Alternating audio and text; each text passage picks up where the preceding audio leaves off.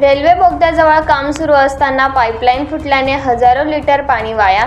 शहरातील रेल्वे फाटकापलीकडील विविध वसाहतींमध्ये कमी दाबाचा व उशिराने पाणी पुरवठा दुरुस्तीचे काम युद्धपातळीवर सुरू। पाणी पुरवठा लवकरच सुरळीत होईल अशी पालिका प्रशासनाची माहिती।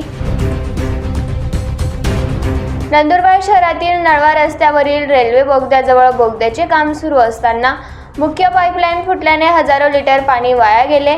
कालपासून आज सोमवारी सायंकाळपर्यंत पाण्याची मोठ्या प्रमाणावर नासाडी झाली।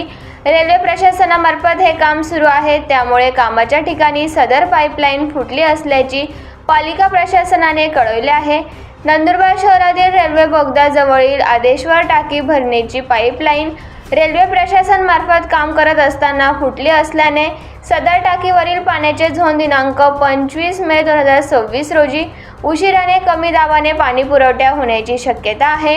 यामुळे गिरीविहार कॉलनी, लक्ष्मीनगर, सरस्वती, भुवनेश्वर, विमल विहार, गायत्री नगर, आदेश्वर नगर, दादावाडी, गिरीविहार कॉलनी, वल्लरवाडा, हमालवाडा, उत्तम भाई चाळ, महावीर कॉलनी, बर्फ कारखाना, संभाजीनगर, चित्तेनगर, वेणुगोविंद नगर, रूपासेठ नगर, कुणाल नगर, अग्रेसन नगर, ML टाउन, बापूनगर, दशरथ नगर, वैशाली नगर 1 व 2, रूपम नगर, कुंकाळी चाळ, बेथेल कॉलनी, नवी सिंधी कॉलनी, आशीर्वाद कॉलनी या भागातील पाणी पुरवठा कमी व उशिराने होईल, तरी सर्व नागरिकांनी याची नोंद घेऊन सहकार्य करावे असे आवाहन पालिकेचे मुख्याधिकारी राहुल वाघ यांनी केले आहे।